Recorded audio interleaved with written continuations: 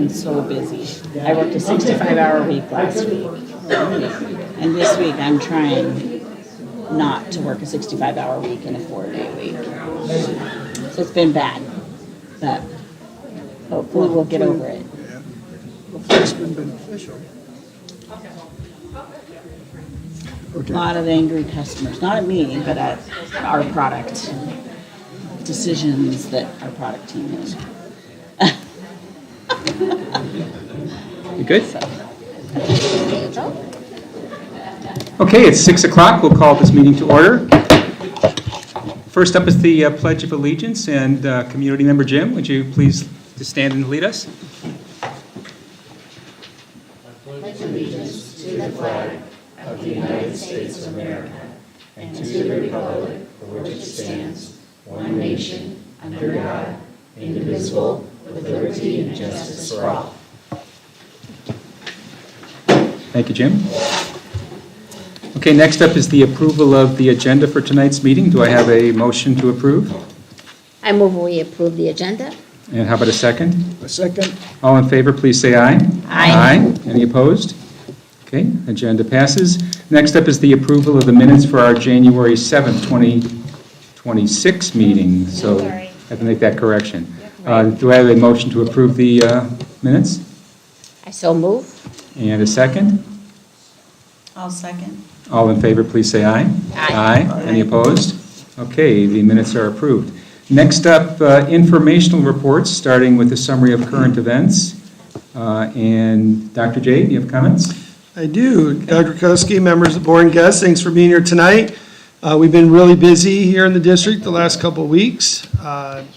We recently went to, Dr. Wheeldryer took our middle school students to the Cardinal Stadium for the Civics Matters event, which was great to see our Stugo and Junior National Honor Society go. And she even went with as a chaperone, which is awesome when the principal comes with.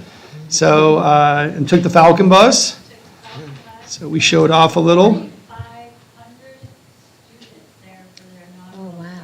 Oh, So really good, and we expect really good civics test scores. Yeah, we're going to rock it. Okay. Watch where they had cardinals, the whole thing on it, and the decorations. So very cool. We started our Math Academy, which is a new middle school program after school. Christine Barsima, one of our wonderful high school math teachers, is running that. And the enrollment has been good, and it's continuing to grow. And there's an opportunity for parents to either have some additional time to fill some gaps, or also for acceleration and to prepare for high school math. And as a lot of you have seen over the years, our high school math department is one of the best in the state. They continuously get very high scores and have led to our 6 A letter grades at the high school. So if you're interested, see Dr. Wheeldryer, and she can help get you set up with that.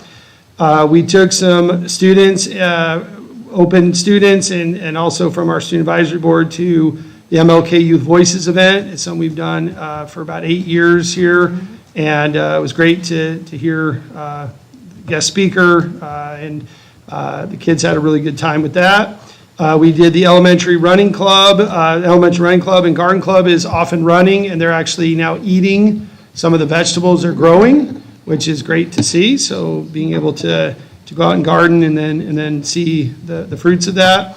And then the running club is really popular, and that has led to our students being increased participation in cross country and track when they get to high school. High school POM competed at competitive state for the first time in a long time, so that was really great to see. And middle school POM is starting here shortly, so now we have POM and cheer now all the way down to kindergarten and all the way up through high school, and competitive at the high school level. So we've made a lot of growth in the cheer and POM department, and special thanks to all the coaches who've made that happen. We have our January catch-up room, which is it's a Saturday event where parents can send their kids on a Saturday, get caught up on some things they're behind on, make up some work, also take any tests or quizzes that they owe, And sometimes a lot of that is spent on tutoring as well. So that is at the high school. Ms. Pinto is offering that. Some we did a long time ago when I was principal there, and the kids really do enjoy it because they walk out of that morning. It's usually about 3 hours. They walk out of that feeling very relieved that their life is a little more in balance and all the things that have been weighing them down are now gone. And it gives our teachers a chance to come in on a Saturday and work with them. So if you're interested in that, please see Ms. Pinto and email her. And then finally, we have our middle school dance on January 31st, and that is, again, something that Dr. Wheeldriver has worked to kind of bring back. Oh, is that high school? Oh, I apologize. I know you've been doing them too, so I got that wrong. Okay, so high school has their formal winter dance on January 31st. Okay, so I guess we're having a high school dance that night too then, since I said it, so we'll see what happens with that. All right, with that, I conclude my comments. Okay, thank you. On to Falcons of the Month, starting with Little Falcons Preschool. Mrs. Matus?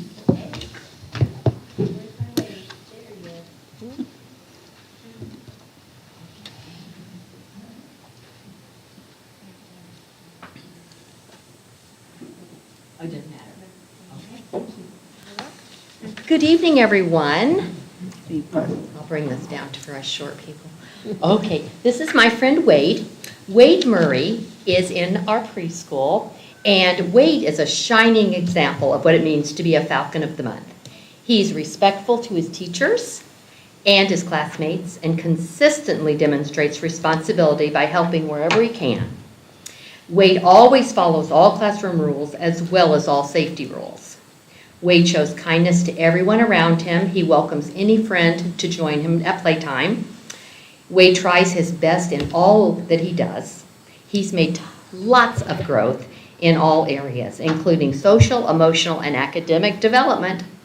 Wade comes to school happy every day with a positive attitude and a readiness to learn. Wade is inquisitive and is always eager to answer questions and explore new ideas. I truly look forward to seeing his sweet smile every day. Wade is a joy to have in preschool. Congratulations, Wade. Okay, Wade, you get a special, hold on, you get that. You get that, hold on, you get a certificate too. Okay, and you get a certificate. Whoa, you want me to, you hold that like that, okay?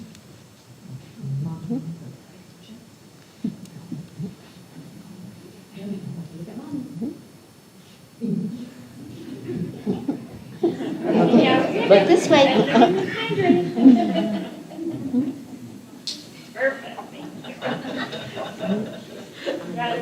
Congratulations, buddy.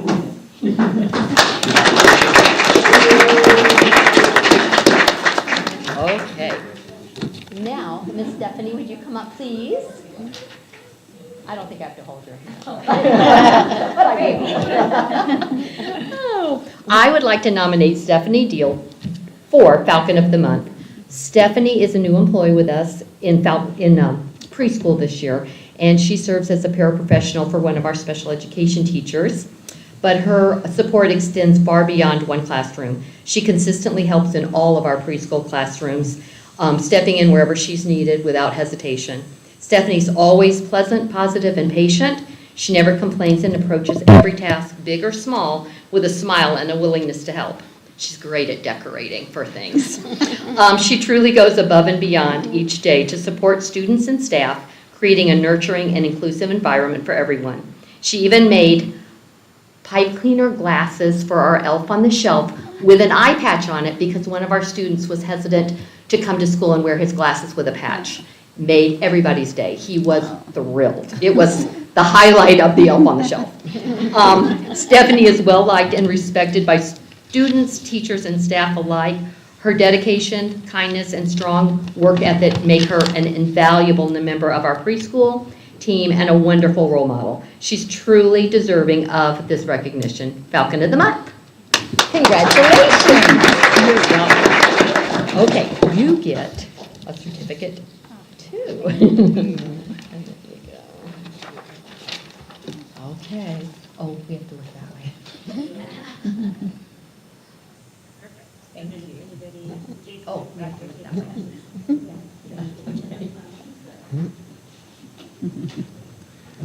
Okay, next on to McDowell Mountain. Ms. Reichler?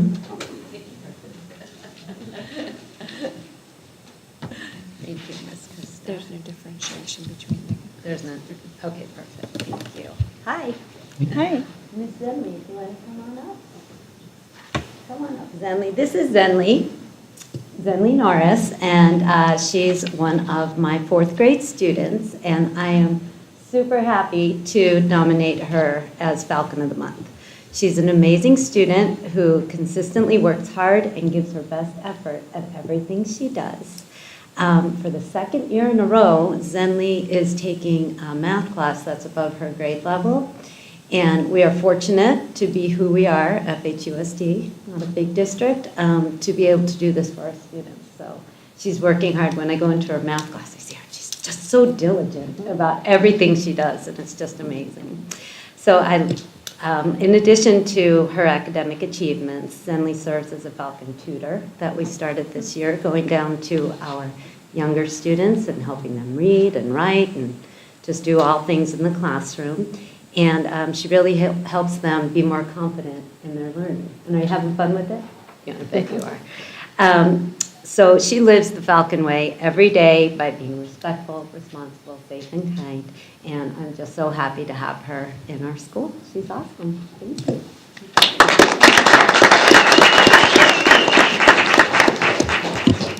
So,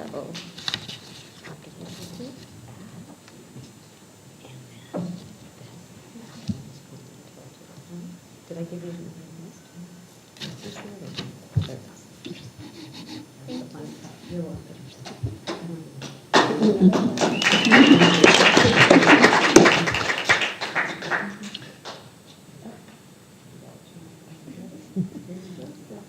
There you go. All right, my right. Oh, my right. Oh, perfect. Thank you. She's very quiet. She's the opposite of me. All right, now I have a guy that is a lot like me, and this is Emmanuel Vasquez.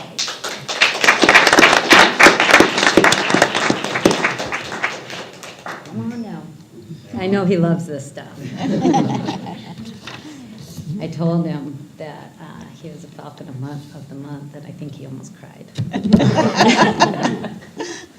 So let me tell you about Emmanuel. Emmanuel is our amazing security guard. And he is truly a jack of all trades, whether he's fixing things around campus, tracking down all things that I ask for, speakers, everything, chairs. He's finding it, putting it together, and getting it done for us. And he does with a smile, does it all with a smile and can-do attitude. He never tells me, no, can't do it, Val. Sorry, ever. He's consistently on the move, supporting teachers, assisting students, and keeping our school running smoothly. He has mastered our bus dismissal, which I am super proud of, and he is also running our show at lunch duty, and he's making sure that all of our students are safe and doing what they're supposed to be doing. So he's kind, he's dependable, and always willing to lend a hand, and we are super lucky to have you at MMES and Fountain Hills Unified School District. See, it's almost time. Yeah, that wasn't too long. That's for you. You can hang You don't want to give a speech? That's what this girl said. That's cool stuff. I know. And that's for you. Now I got to take that picture. All right. My favorite. One over here. Thank you. You're welcome. Okay, middle school, Dr. Wheeldryer. Happy New Year, everyone.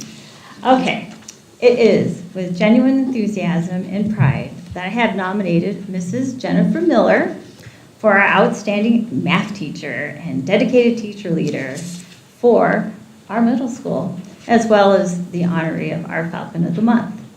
For nearly 3 wonderful years, Ms. Miller has been an absolute cornerstone of our middle school. She is generally adored by her students, highly respected by her colleagues, and deeply appreciated by her families throughout our community. Her classroom is a place where math comes to life, where learning is not just effective, but truly enjoyable. Mrs. Miller constantly goes above and beyond to ensure every student masters the essential mathematical concepts while having fun along the way. That's the one thing I always say, right? Okay, make it fun. And the kids do. They have so much fun. And with that, she has her signature touch. It's her creative classroom incentive, including the ever-popular treasure box, which sparks excitement and reward effort in the most delightful way. So if you raise your hand, ticket. You do this, you get a ticket. So the kids are eagerly and anxiously, they're wanting to participate. So the engagement is at the highest level. Her approach turns challenging math lessons into engaging experiences that students look forward to. I love walking into her class and hearing all the wonderful stories from her, the students, and the parents alike. They always come in and say, we love going in, especially our subbing in Mrs. Miller's class because everything just runs so smoothly. As a true community member, she lives right here in our neighborhood. Her own children are currently thriving as well at the high school, which further fuels her deep commitment to the success and well-being of every student in our district. She brings that same level of care and dedication with those high standards to work each and every day. Ms. Miller makes my job easy. I love supervising her in every way I possibly can and always root for her. And all I gotta say, I love having Jenny Miller on my team. She truly is the spirit of a Falcon.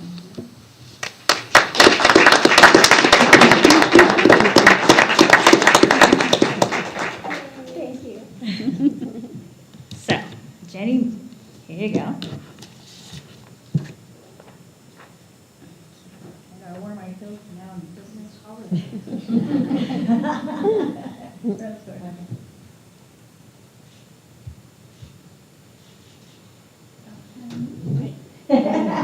it.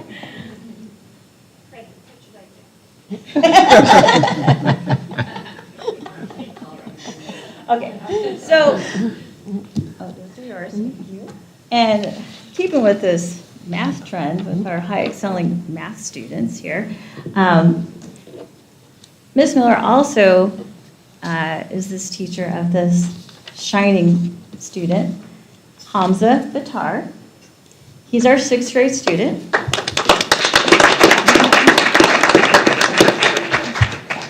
So I'm super excited to honor him along with Mrs. Miller because she is also his honors math teacher.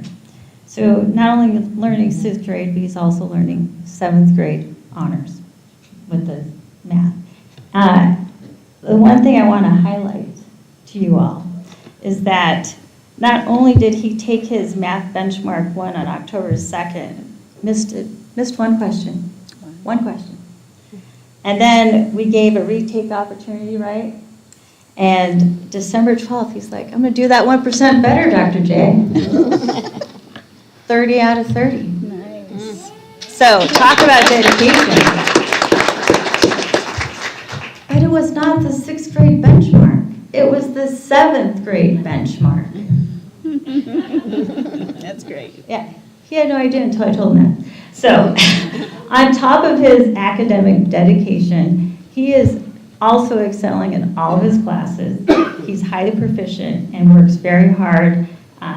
He is truly committed to his academics.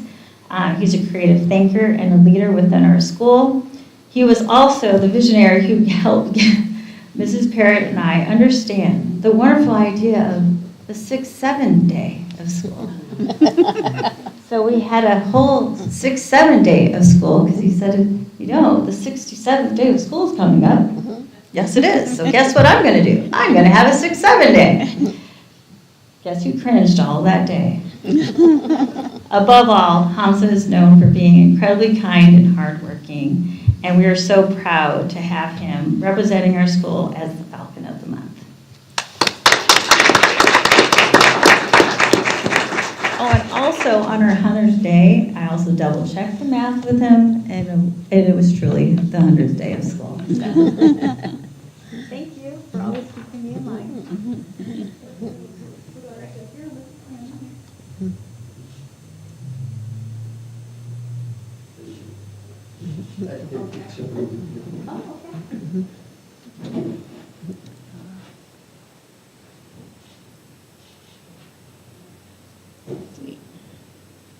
Oh. Turn that way. Next.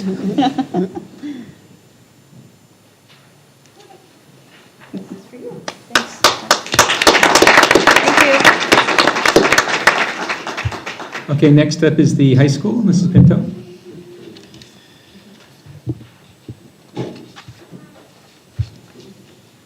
Good evening. I'd like to start with my student. Is Natalie Owers here? She is.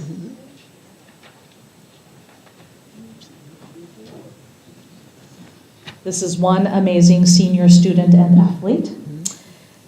Natalie, a senior this year, enters the front office each morning with an amazing smile and a friendly greeting that instantly brightens the day.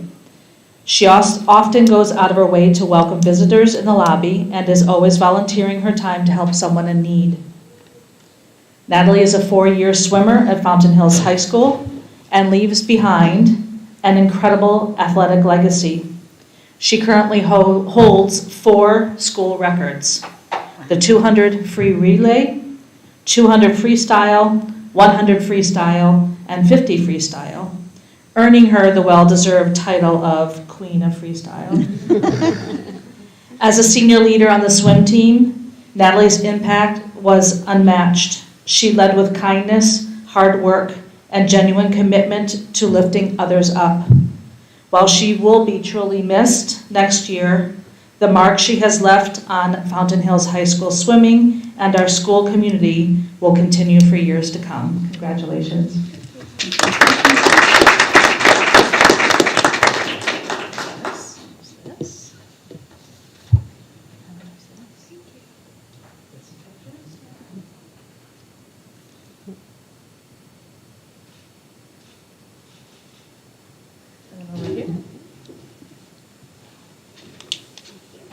Congratulations. One more time.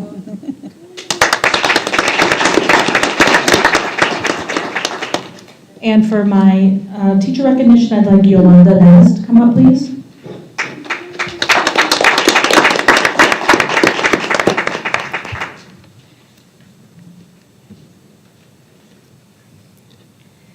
Fountain Hills High School is incredibly fortunate to have Yolanda Ness as part of our team.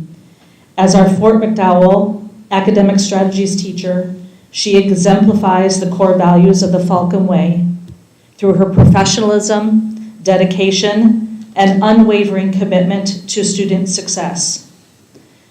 Yolanda is a strong advocate for her students, taking time to meet individually with each one and providing honest guidance and highest expectations to motivate them toward graduation. And I must add that the last few years, the graduation rate for our Native American students has been an amazing 100%. Yeah.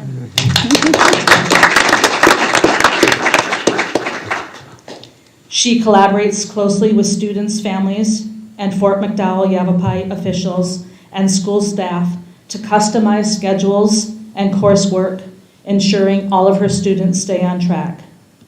Through her calm presence, infectious laugh, and proud participation in the annual Fort McDowell graduation walk with her seniors, Yolanda makes a lasting and meaningful impact on our entire school community. Congratulations.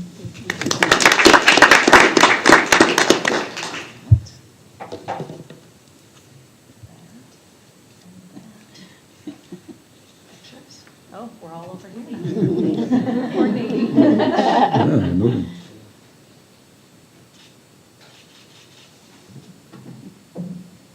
Congratulations again. Thank you.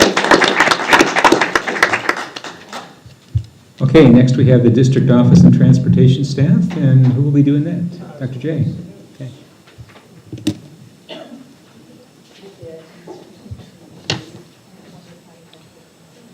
All right, my people coming up. Mindy Lupine, come on down. All right. Mindy is our new district nurse. She has been with the district for a long time as a parent and as a staff member. And recently, thanks to all of you for reworking our nurse description, Mindy has moved into the district nursing position. And it is awesome to have somebody who's local, knows the families, knows the kids, knows the school district, and has just such a big heart for the kids and a big heart for Fountain Hills. And we couldn't be happier that Mindy said yes, and has already been this year. Never does it anything come up from this department. Her reports are accurate. She's on top of things. Great communication with parents. And it's just amazing to have her. I also brought some principals with me to talk about her because she represents multiple schools. Okay, so since I'm probably the original to hire her in 22 when I first started, the reason why she has a big heart, we have to fight kids away from her. And so, yes, they all want to migrate to Nurse Mindy's office. And even with our relocating her from our middle school building into another building, they still find her. But, she's busy, she's dedicated, she works hard, and she is always on top of all the fake work that comes her way. And we respect that, and we don't bother her with too many things, and we try to make sure that those who are truly sick go to the nurse's office. So we appreciate you, Mindy, for all the things that you do, keeping all of our students healthy as well as staff. Hi, Lynn. So Mindy isn't only a nurse, district nurse, sorry, to our school, but she's also a dear friend of mine. And I've known Mindy for quite some time. I've known her family for quite some time. And from her sons and my son being friends, and what she has done for our school, our kids, she is just amazing. The love she has for them, I hear her on the weekends, oh, I'm so worried about this and that. It just really shines in everything she does. And I'm proud to have her here at the district and coming to see my little kiddos at McDowell and to have her as my friend. So, Congratulations.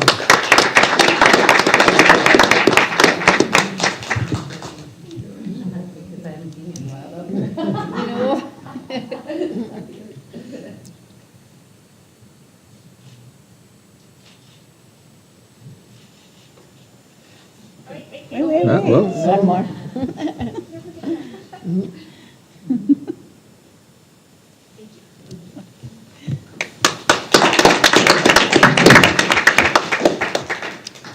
Okay, moving on, next our reports, starting with the student activity and auxiliary accounts, starting on page 13. I think one thing on page 30, if you guys are not aware, that 34,000 is actually probably closer to 10,000. It'll show up on next month's. We talking the SAT? The AP testing. Yeah, it's actually about negative 2,500 now. 2,500, okay. So Yeah, we closed the PO and made some adjustments there. So. Okay, good. Any comments or questions about the rest of that report? No? Okay. Then moving on to the unaudited financial report on pages 35 and 36 in our packet. Scrolling down there. Get to that page. Okay. Anything there of worthy of question or comment? Again, the negatives are just that we haven't received that money yet, Right. but it's encumbered, Right. so, okay. All right. And one other thing, just for people who may not understand some of these things, it's encumbered means there's an intent to spend, it hasn't been spent yet. Right. So sometimes on some of the bigger items, we encumber more than we need, and at the end of the year, when we close things out, the accounts grow with those encumbrances not being spent. Okay, cool. Okay. Comments, questions? No? Okay, thank you. All right, next up is public comments. Do we have any? No. All right, moving on to the action items then, starting with the updated special education policies and procedures for 2025-2026, starting on page 37 and going on for dozens of pages thereafter. Dr. Governor, Board Guest, I have our director here, Lee Gleason, who's worked very hard on this with our attorney. I've been part of this process. It's been over a year now. We've been working on fine tuning this document. So Leah's here tonight to answer any questions you have and bring any answers back to the board if needed. Okay. Good evening, everyone. So on April 16th, 2025, you approved the policies and procedures. So since then, the Arizona Department of Education has requested that our district expand the child find section of the document. And they want us to clearly address how to identify and evaluate students with disabilities who reside in unorganized territories. So Child Find outlines how we identify, locate, and evaluate all children with disabilities and who may need special education services. So this written policy now is clearer, and so I just added that short section. No other changes have been made to this document. Okay. Questions? Comments? No.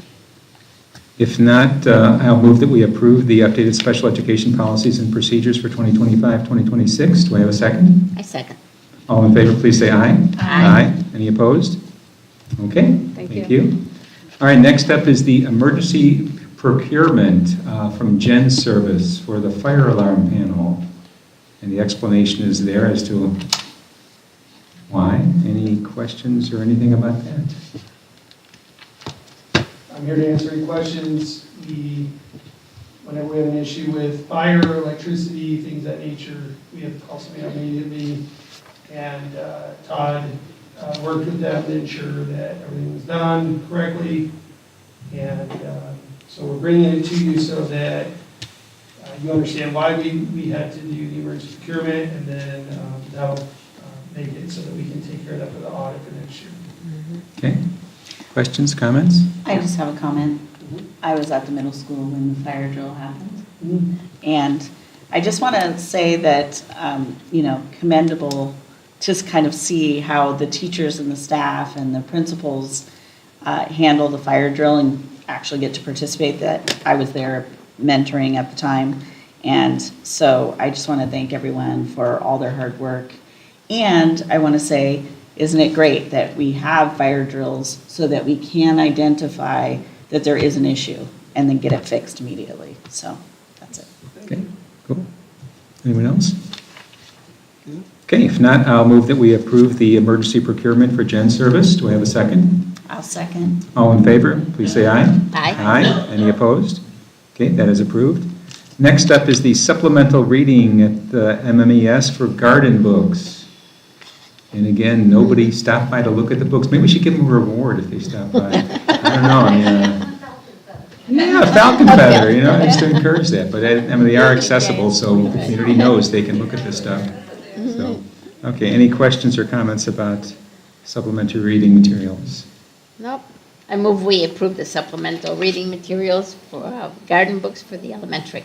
Okay, who would like to second?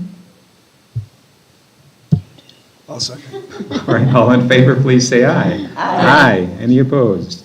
Okay, that is approved. Next up is the high school new course proposal, the Teacher Academy, pages 82 to 84. Yes, I just have a few things to add. We have spent some time brainstorming more about the process, and we feel really strong that the ability of Ms. Pinto and Val will be able to come together and really schedule this at a high level. I spoke to the teachers about this, spoke to me and confer, And even our new teachers, I have a new teacher cohort where I meet with them to support them in their first years in the district or even first years in the profession.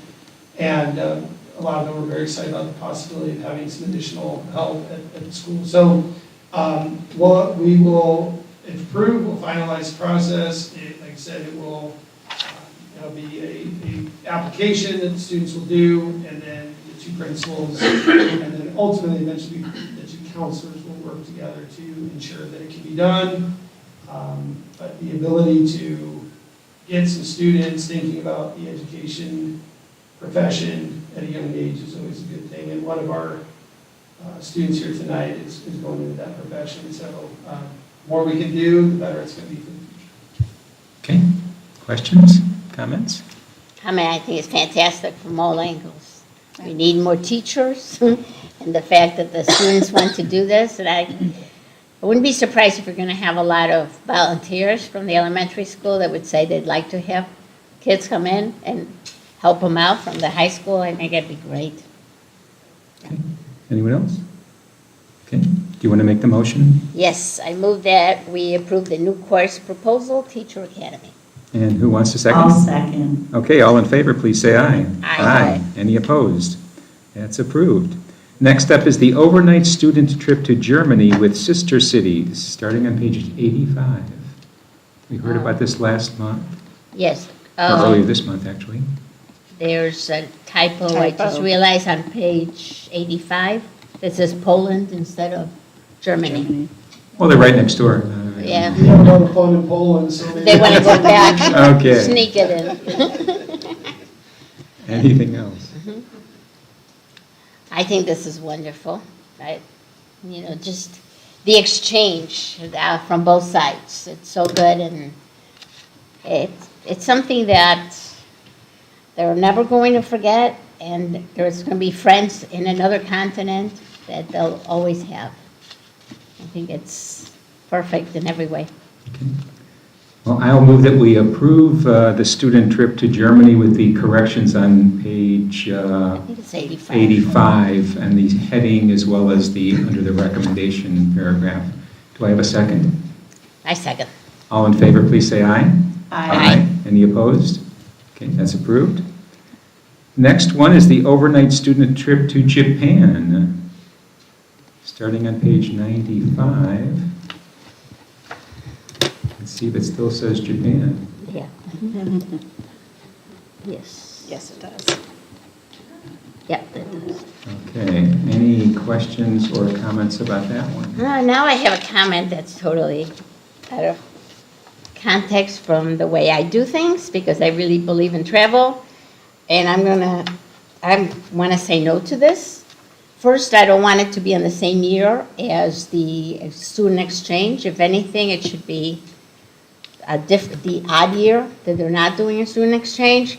And second, I don't see Japan, why it's there. It's not part of the curriculum. I would like to see something that's more associated with something that is being taught in the school district. Okay. Anyone else would like to comment? I will comment on that. I think it's okay that it's not part of the curriculum. It's a way to expand opportunities for students to have and learn about other cultures and the history of Japan and things like that through travel. And since we can only teach so much during a school year, I think it's a nice, optional extracurricular opportunity for students that can do it. Okay. And I'll echo that, as it says here, a unique culture, and I've never been to Japan, but my understanding is it's substantially different from what students would experience here or in Europe, so. But they had a trip there last year. Okay. Is there an exclusion for the students that went last year? Would they be eligible to go on this trip if we approve? They'd be eligible. I think what the group is doing is, and they were here to speak about it, but what they're trying to do is listen to student interest, and so that trip was very, very popular, and and I think when the kids came back, they spoke very highly of it. And to be fair to the teachers that were putting this together, they did have a different proposal to start with, but it was one that they changed after consideration. So I do want to be clear that it wasn't an automatic, that they were, that was the first thing that they put up forward. Was the first thing the Thailand, Cambodia? Yeah. Oh, Yeah, okay, so yeah. They made a shift on Yeah, that that wasn't one. a good idea. And then they did, and I just want to, if I go back over time, back to being principal, and we've gone to a lot of the same countries over the last 20 years or 30 years that these trips, and these trips have been going on for a long time. So I think I see both sides of it, I really do, I do. And as a strong supporter of the sister cities, and you know, I guess a member of it now, at least honorary member or something, but I also want to just be clear that the students who go on these trips are quite different though, and I do want you to consider that a little bit. It takes a kind of a certain student who will be willing to stay with a family for 15 to 20 days without that, I guess, the comfort of a hotel or, you know, their family, versus a student who's willing to, you know, take a trip with support of staff members and familiarity. So I do think that different students, I didn't see a lot of crossover last year. I think there may have been a couple that went on both, but it was not a big number. So anyway, I just want to throw those comments out. I respect whichever way you put it. And this is on spring break, correct? So not missing Yeah. any school? Yeah, Okay. they always do that. Okay. Would anyone else like to comment or make a motion? Yeah, I would be in favor because it seems like all the trips that the school takes, they're well managed, they're chaperoned, they have rules and guidance. I'd feel safe sending my kids. My daughter went on a language immersion trip to France, lived in a village, the only American student that ever been there. And it went well. The school had a big hand in exactly what the rules are and what happened. And that's something that still sticks with her now, living in Australia. So it must have caught on somehow. But I believe that having the exchange and the experience of actually staying with somebody other than being on a tour, going through on an excursion, you see a different perspective. You see it from the families, you see it from the kids. Just spent 3 weeks in Australia, living with our family, riding the metro, riding the tram, doing all those different things. The experience is much different than we just took a tour. So I support them going with the school. They are two totally different trips, and I've traveled with the app. They do a very good job of making sure that everybody is doing what they're supposed to be doing, you know, with the help of the chaperones. My only concern is really to be on a different year. Like this year, there is no trip, you know, in 2026 right now. So it's almost like, They're leaving soon. oh, true, Spain. they are leaving, they're going to Spain and Italy. Switzerland, Yeah, so right? they're doing a trip this year. So that's the off, yeah, it would be like the off trip to, so if you're gonna do the Japan, do it the following year. Okay, so, yeah, so it will be though, Japan, the trip they're doing this year, which is Europe, Mhm. and then back to Japan again the following year. Yeah. Okay. Okay, would anyone like to make a motion to approve this recommendation? I move to approve the extracurricular trip for the student trip to Japan. Okay, anybody second? I'll second. Okay, all in favor, please say aye. Aye. Any opposed? Nay. Okay, 3-1. All right, moving on to after-school tutoring on page 102. So for any questions you have, we discussed this at the last meeting. Any questions or comments about this one? No, good idea. And I just want to clarify, because it's tutoring, it's after school, it should be used, tax credit, which would be the fund that would be used for that. We always double check with the auditor and the county to make sure, but they've moved, a lot of tax credit spending has moved to people versus capital and is a good way for us to be able to try to increase like this Math Academy program and different opportunities, Saturday, catch-up rooms, things like that, to give our students more opportunity and make it worthwhile for the teachers. So is the expectation that all the cost of this will come from tax credits, or do we Yes. know? Yeah, okay. All right, I'll move that we approve the after-school tutoring. Is there a second? I second. All in favor, please say aye. Aye. Any opposed? Okay, it's approved unanimously. Next up is the resolution to demolish all buildings at the Four Peaks site. And this is on page 103, 104. Dr. Kowski, members of the board, yes, I just want to share, I did receive an email from the community.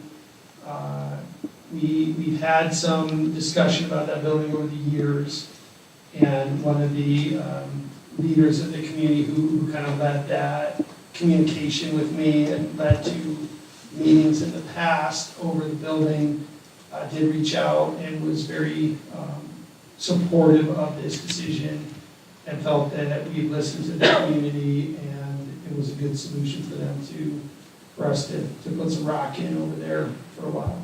So I just want to share that.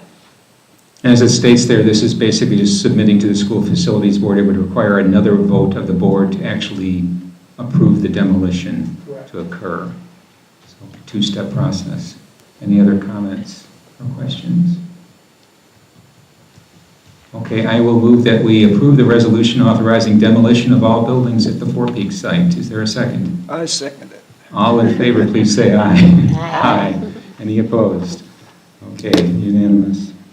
Next up is moving the Little Falcons preschool to the McDowell Mountain Elementary School site on page 105.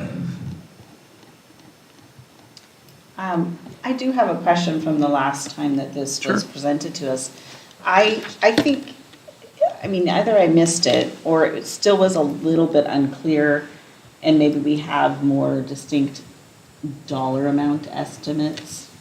But I think there was an estimate that you all threw out. Yes, so the estimate that our committee came up with was not to, we're hoping to not to exceed 250,000. That would be, I think, on the high end. There's a few things that we're still waiting on. So the architect that we have used in the past and worked with has been a little slower with some of the information back to us, but I did see an email come through earlier this week where they are now back on track and will be getting some information to us soon. We also feel that there's some opportunity for us to save on some of the fencing that we didn't know we could do, and now we feel we can use some other funding for fencing. And the other real, I guess a little bit of a wild card would be the playground situation. You know, are we moving it, are we buying it? And I know that we have meetings scheduled with Dave Bang, that's who we used in the past, Dave Bang and Associates. So more to come on that, but I do want to be really clear, this would be authorization to do so, but we'd only do so if it was financially responsible for us to do so. And so we try to keep our capital account at a level that I feel is safe and good to be at. And we will get a refresh of capital in the summer. And so I do expect to start next year with 2 years of capital in the account, in addition to the hope that our land sales go through. And I believe that we would have to make a decision on this prior to knowing maybe the outcome of the land sale. We may not, because of the fact that they said they would probably get most of the work done in the summer, and they wouldn't start till school got out. So there's a good chance we would know the outcome of the land sale by May. Money in the account, not yet, but we would know it's coming. And I do think if it stays under 250,000 with where our account is at, and the fact that we have tried to really cut back the last few years on our spending, that we would be okay to make that move, and I'd feel it would be a responsible move to do so, knowing that we would also receive some savings from the preschool not being in use full-time. And I am working with Bernie and the committee on some ideas to hopefully have some purpose for Little Falcons preschool for the neighborhood. And I actually am working on some things that if come to fruition, I'll be excited to share with you guys down the road. Okay. Other questions or comments? If not, I will move to approve the moving the Little Falcons preschool to the McDowell Mountain Elementary School site. Is there a second? I'll second. Okay, all in favor, please say aye. Aye. Aye. Aye. Any opposed? Okay. Next up is the information and discussion items, starting with the M&O override. Dr. Kowski, members of the board, and guests, I have some additional information to share with you after speaking with Stiefel, who helped with our election back in 2021. So I feel confident to share this after speaking with Randy Stein over there. So the pamphlet, I'm going to come up real quick. There's an adapter.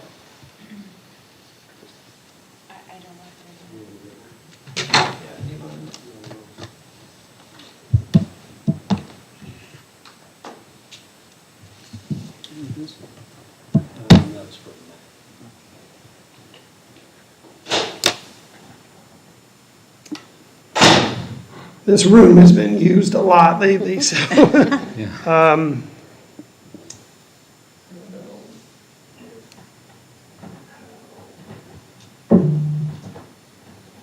Well, okay. I'm just going to speak for a little bit. There's an extra, there's a cable at the end of that. You That's need a not- cable? Yeah. No? Okay. Okay, so, on the packet, the original voter pamphlet stated, this is from 2021 when it was approved, and the estimated tax rate per $100 of net assessed valuation used for secondary property tax purposes to fund a 15% M&O budget override was 0.2316. So they used back then in 2021, for the average home price, they used $369,490 limited property value. And then they used for the estimated net assessed valuation, $36,949, with the estimated override tax rate of 0.2316, yielding an estimated annual tax amount of 85.57.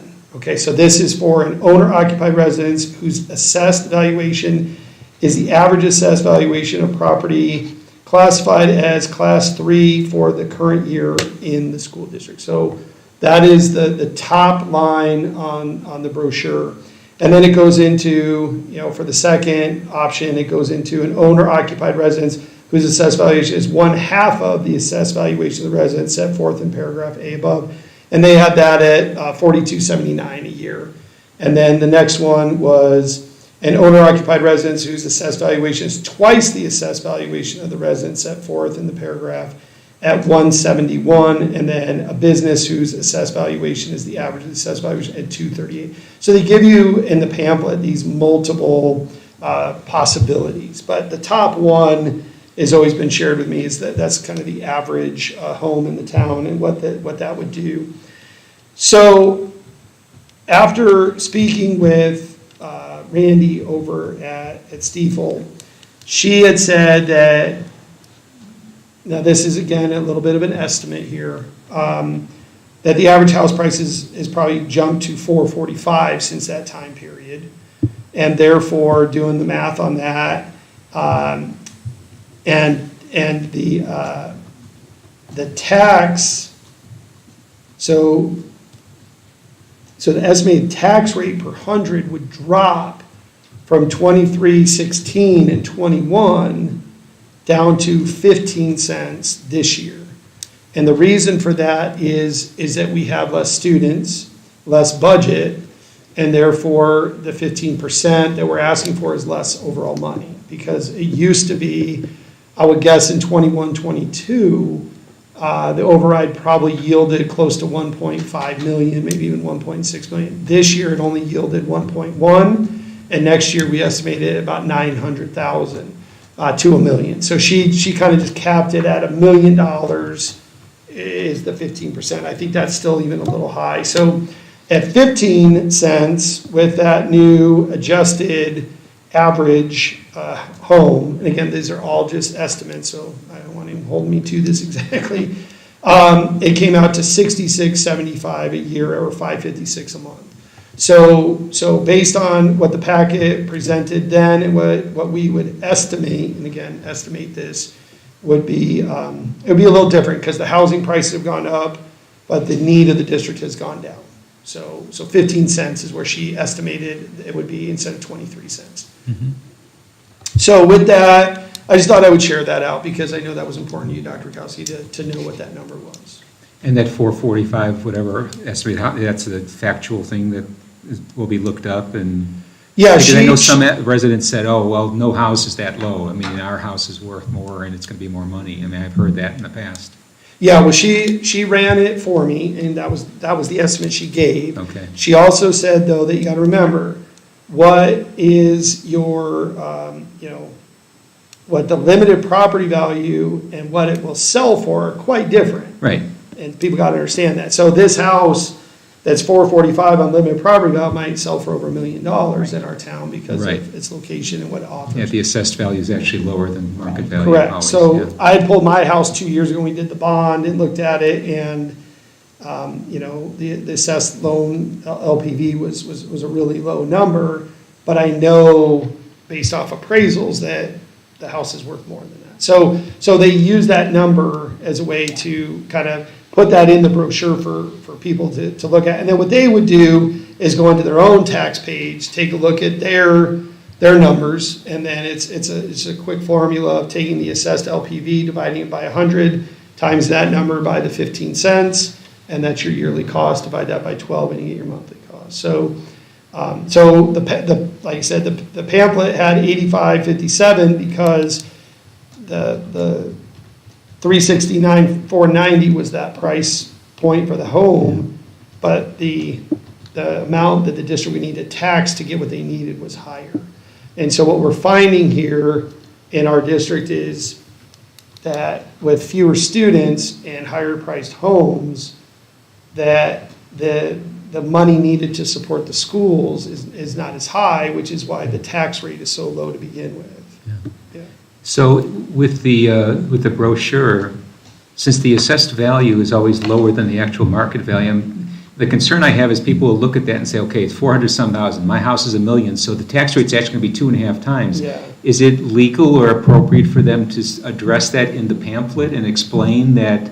There's pretty strict rules on the pamphlet, but I Okay. think there are ways to educate how the process works and how they calculate. And we did some quick research on limited property values, and it got into the reason behind it and why it's there. Yeah. And I think if those are all factual comments, I believe people could learn and understand that, yes, I know what my house is worth, but for tax purposes, this is something Yeah. different.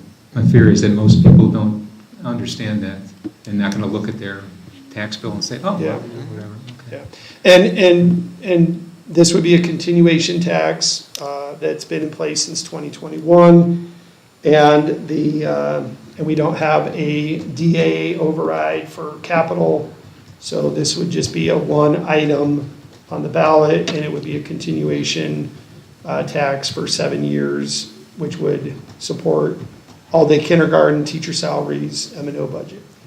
Would the pamphlet include a comparison to the previous one, highlighting that the actual dollar amount for the average home is less than it was when this was? I have not, in the three or two elections that I've been a part of, I have not seen that in there. However, there are opportunities for people to write pro and against statements, which they could obviously do that there.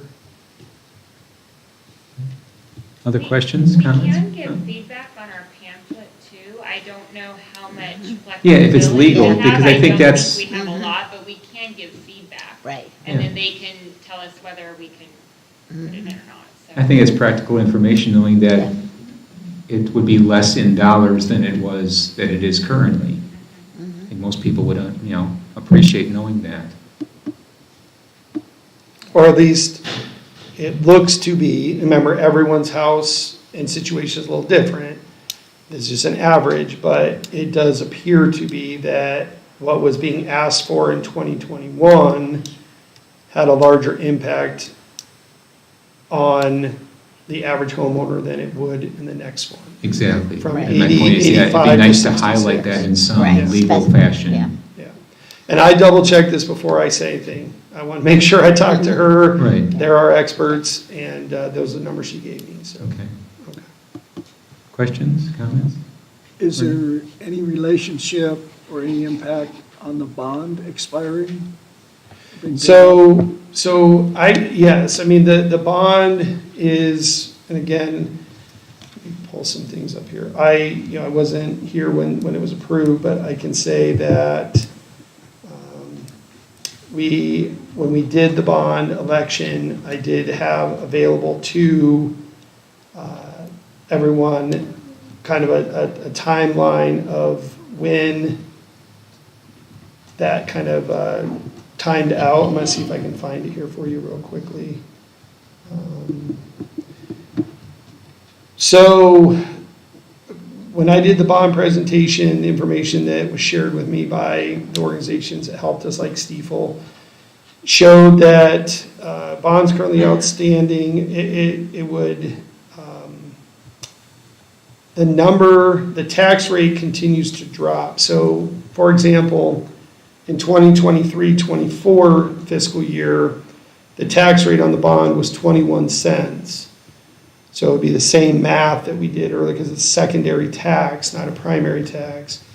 But then in 24-25, it dropped to 14 cents, 25-26, 13, 26-27, 12, and in 27-28, it will drop to 6, and then 6 again. And so it tapers off, basically, is the way it was shared with me at the time, over time. So I will, that is something we can look at and share out as well. Right, This that'll one is- offset some of the Yes, M&O yes. cost. But even if, we're in, 25, 26, it's according to this from that presentation back then, it was about an 8-cent drop since then, and we're talking about 15. So, yeah, I mean, over time, when it gets down to 6, and the 15 will be the 21 we were paying last year. I mean, that's how it looks to me. Yeah. I'll double check that, make sure that that's how it all adds up. But the bond is going to continuously, tax rate will continuously go down, and the principal and all that will continue to go down until it's gone. And I want to say that was a 20-year bond. I would double check that, but I'm pretty sure it was a 20. So that'd be coming up in 2033. But I want to double check that if the Fountainhills Times is right in that. I want to make sure I got that right. Subject to verification. Yeah, okay. Any other questions I can answer? All right, thank you. All right, then we move on to the sale, lease, and exchange of the Fayette site. So, Bernie, you want to speak on this one? Okay, so at present, everything will depend on movement of the preschool. And when that occurs, then we've started to look at alternatives for the facility. It's in better shape than Four Peaks is. It could be reused. There is a list of opportunities to repurpose the facility that have been successful in Arizona, and I'm going to share those with our working group tomorrow.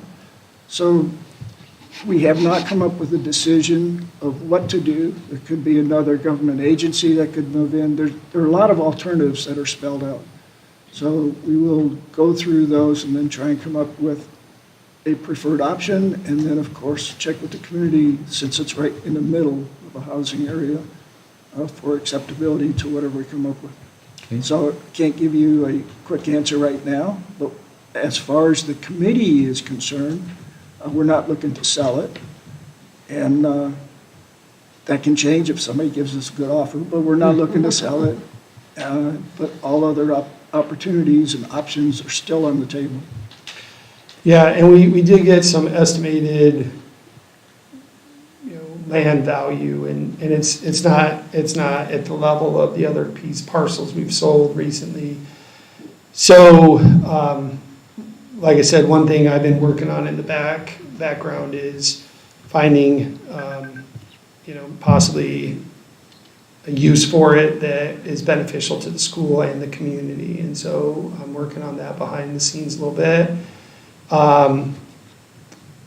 But I also want to be clear, if we get approval, again, it's happening immediately. It just gives us the ability to move forward with planning. If that time comes, we would come back to the board.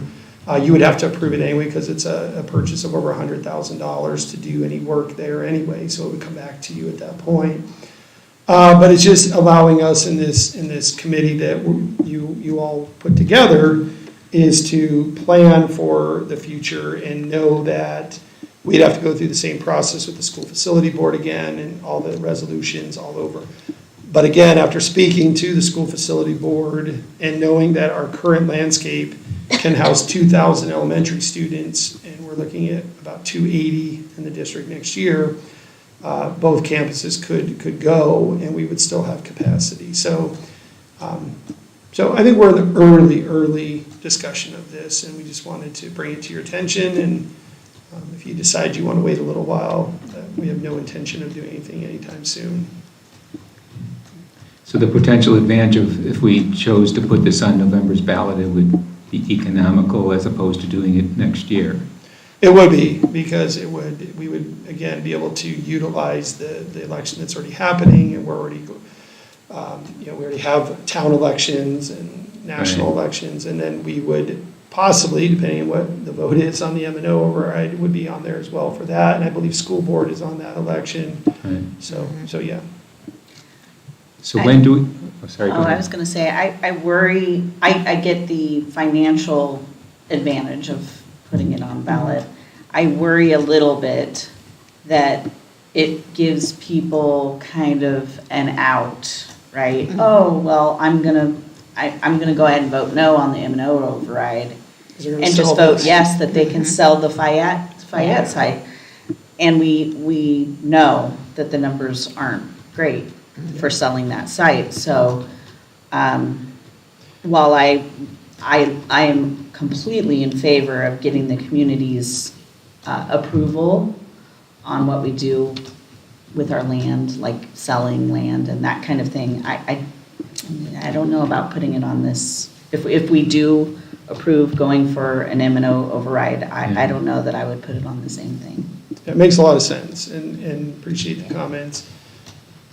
So, when we did it the first time, it was, I think with that building, it had been sitting vacant for so long that it made a little more sense at that time, where this would be relatively a new thing. So we've got a lot of things we got to do in the next couple of years. So like I said, this is not a huge priority at this point.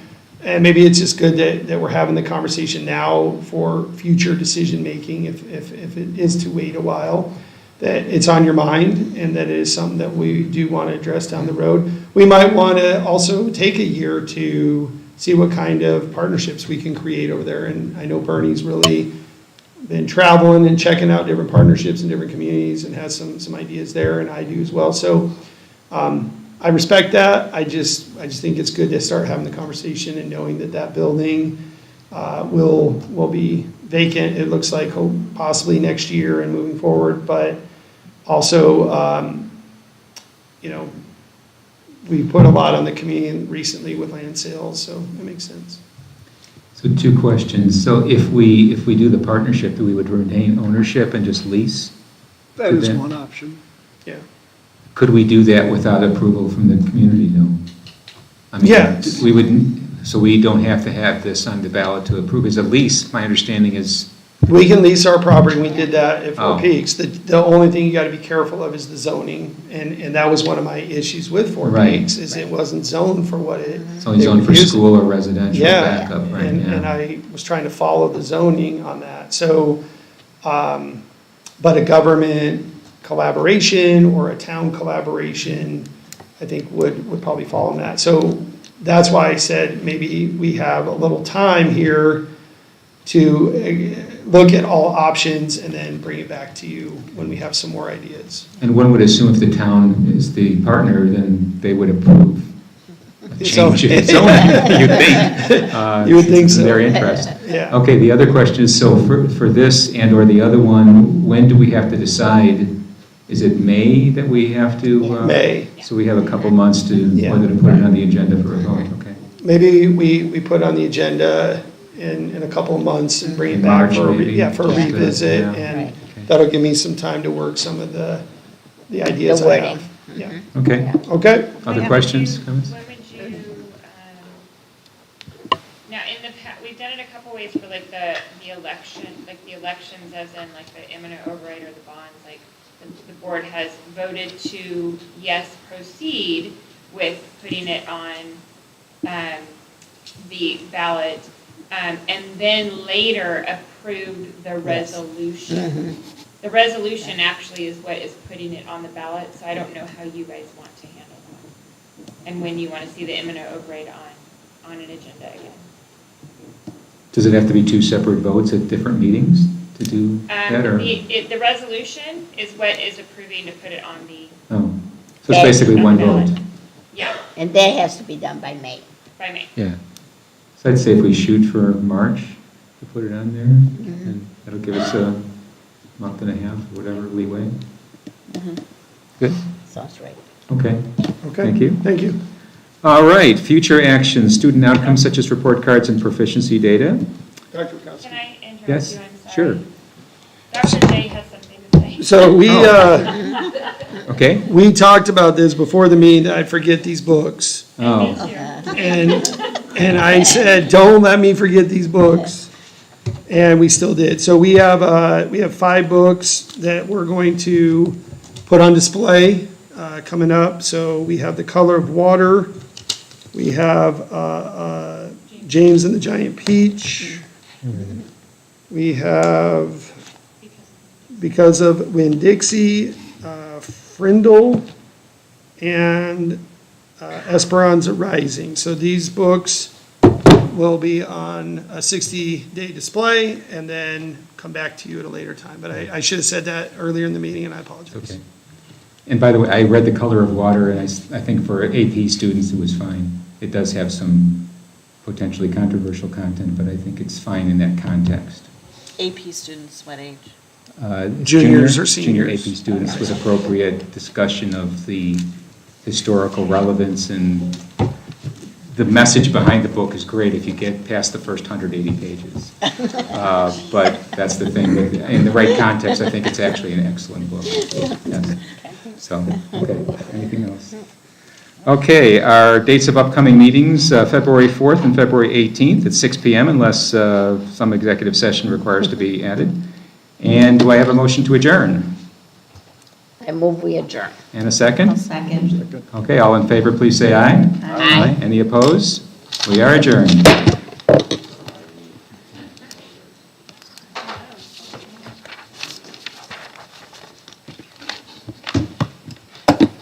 Okay, signatures.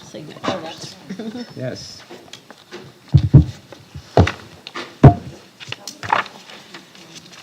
I do these, and then this can go this way. This one's just me.